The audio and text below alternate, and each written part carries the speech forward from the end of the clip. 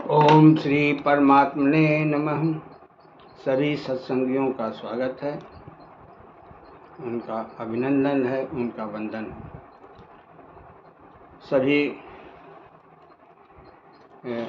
संतों, कथावाचकों, व्यासपीठ की शोभा बढ़ाने वाले आचार्यों, जिनका प्रवचन सुनकर हमने ज्ञान अर्जन किया और उनके ज्ञान के बदौलत सत्संग करने का कार्यक्रम शुरू किया और उस सत्संग में भगवत भक्तों की लीलाओं का वर्णन, जो कि इस प्रभु को सबसे अधिक प्रिय है, उसको सम्मिलित किया।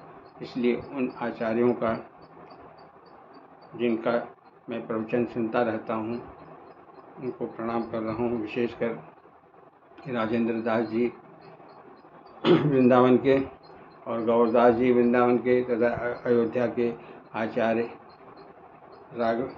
राघवाचार्य जी। तो सत्संगियों, हम जो कल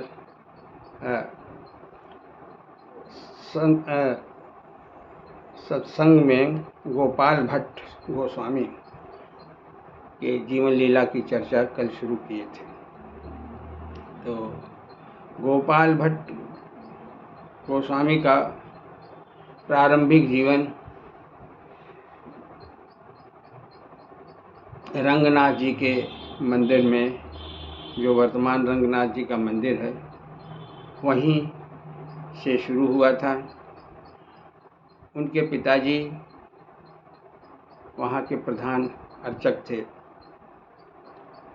वेंकट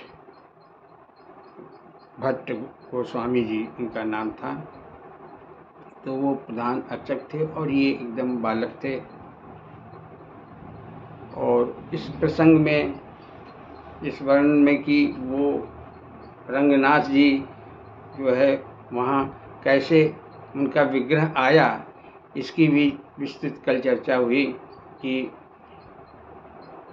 रंगनाथ जी का ये विग्रह ब्रह्मा जी ने शेषशाही नारायण से प्रार्थना करके उनका जो है जागृत विग्रह प्राप्त किया। और सूर्यवंशी राजा इक्ष्वाकु ने तपस्या करके ब्रह्मा जी को खुश किया और उनसे जो है ये शेषशाही नारायण जी का विग्रह मांग लिया पूजन अर्चन हेतु। उसी क्रम में राजा इक्ष्वाकु से होते हुए दिलीप रघु अज आदि होते होते जो है दशरथ जी को प्राप्त हुआ। बाद में श्री राम जी जब उनका राज्याभिषेक हुआ लौट के, तो उन्होंने उनका पूजन शुरू कर दिया, नारायण जी का, रंगनाथ ठाकुर जी का। और उन राम जी से विभीषण जी ने जो है, चूँकि विभीषण श्री राम के भक्त थे, वो मांग लाए, लेकिन ठाकुर जी जो है रंगनाथ जी लंका नहीं है, देवता लोग भी नहीं चाहते थे। और ठाकुर जी जो है उस कावेरी क्षेत्र, रंगनाथ क्षेत्र के नाम से जो इस समय मशहूर है, वहाँ एक उनके भक्त, तपस्वी भक्त जो है वो जो है चाह रहे थे कि ठाकुर जी उनके पास रहें। इसलिए उन्होंने जो है तपस्या शुरू की और वो ठाकुर जी को महाराज दशरथ के यहाँ देख आए थे। उनकी प्रबल इच्छा हो गई थी कि वो जो है ये ऐसे ठाकुर जी उनके पास रहें, इसलिए उन्होंने तपस्या की। तो उन्हें अनुग्रहित करने के लिए और ठाकुर जी जो है वहीं पधार गए, वहीं बस गए, वहीं रुक। और विभीषण जो है उनको आगे नहीं ले जा पाए, देवता लोग भी नहीं चाह रहे थे, तो वहाँ जो है उनको रखना पड़ा। और जब एक बार रख दिए तो फिर दोबारा जो है वो शर्त के अनुसार नहीं उठे, कहे मैं यहीं रहूँगा। और कारण भी बता दिया कि यहाँ भी मेरा एक भक्त है, और चूँकि तुम भी प्रेम से मुझे लाए हो सेवा करने के लिए, तो मेरा मुख जो है लंका की तरफ रहेगा, तुम प्रतिदिन आकर के सेवा आदि मेरी करते रहना। मेरा पूजन करते रहना। तो विभीषण संतुष्ट हो गए, कहे ठीक है महाराज, ठाकुर जी आप लंका से आने के लिए सेतु तो बना ही हुआ है, हम रथ से आया करेंगे प्रतिदिन और जो है आपका दर्शन करेंगे, पूजन करेंगे, इस तरह से हमारा जो है जीवन सफल रहेगा। एक दिन किन्हीं कारणों से विभीषण जी जो हैं बहुत विलंब से लंका से प्रस्थान किए और विलंब के कारण जो है वो अपने रथ को बड़े वेग से हाँक रहे थे और आते आते उनका संतुलन बिगड़ गया और मंदिर के एक पंडा जो है उस रथ की चपेट में आ गए और उनकी मृत्यु हो गई। सारे पंडा जो है विभीषण जी को घेर लिए, कहे कि घेर के उनको उतार दिए और लगे मारने, बहुत मारने, पूरा जो है मारते मारते थक गए। अब विभीषण जी को प्रभु श्री राम ने एक कल्प तक राज्य करने का वरदान दिया था, तो मृत्यु तो उनकी होनी नहीं थी। जब पंडा लोग मारते मारते थक गए तो विभीषण को बांध करके कारागार में डाल दिए। अब जो है विभीषण जो है कारागार में पड़े हुए हैं, न मर रहे हैं न उनको वहाँ से मुक्ति मिलनी है और मन ही मन जो है अपने प्रभु श्री राम को याद कर रहे हैं। और उधर जो है अयोध्या में विभीषण एक काम और किया करते थे कि बीच बीच में उसी रथ से वो अयोध्या तक जाते थे और श्री राम जी का दर्शन करते थे और उनका जो है आशीर्वाद लेकर के वापस आते थे। जब कारागार में पड़ गए तो काफ़ी दिन हो गया और श्री राम जी को चिंता होने लगी कि भक्त विभीषण को क्या हुआ, क्यों नहीं आए। प्रभु तो सर्वसमर्थ सर्वज्ञ हैं, उनको मालूम है, लेकिन उनको चिंता करना उनकी लीला का अंश है। वो अपने भक्तों की महिमा बताना चाहते हैं और ये बताना चाहते हैं कि वैसे तो सारा संसार उनकी संतान है, लेकिन भक्तों के लिए वो विशेष रूप से सारे नियम कायदे तोड़ करके वो भक्तों के लिए कुछ भी करने को तैयार हैं। तो वो चिंतित रहे मन ही मन और कहे कि कैसे पता किया जाए, क्या किया जाए, लंका जाएं कि कहाँ जाएं, क्या करें।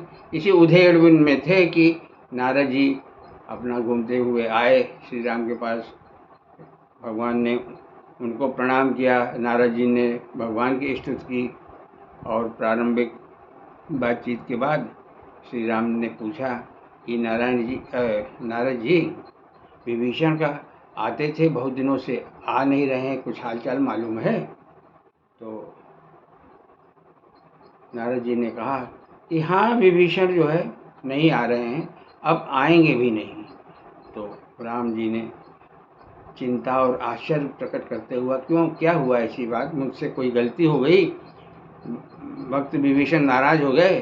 तो कहे नहीं महाराज, वो जो है जो ठाकुर जी को आप यहाँ से ले गए थे, शेष शाही नारायण जी को, तो वो शर्त ठाकुर जी ने रखी थी, उस शर्त को वो तोड़ दिए।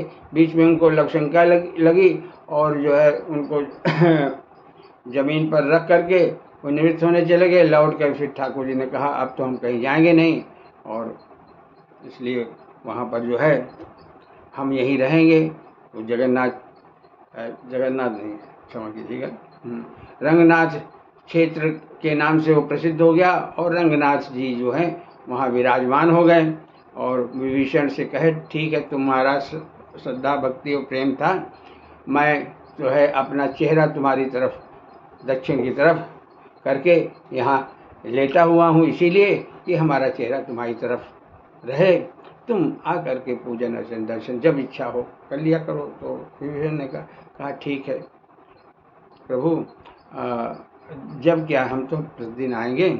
और ऐसा करते वो प्रतिदिन आते थे, दर्शन करते थे, पूजन करते थे, चले जाते थे।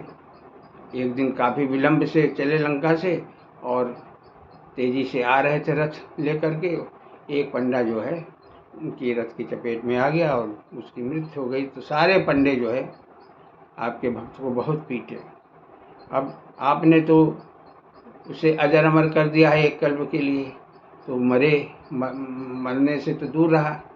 तो सारे पंडे जब थक गए तो उन्होंने जल्दी से उसको बांध करके उसमें डाल दिया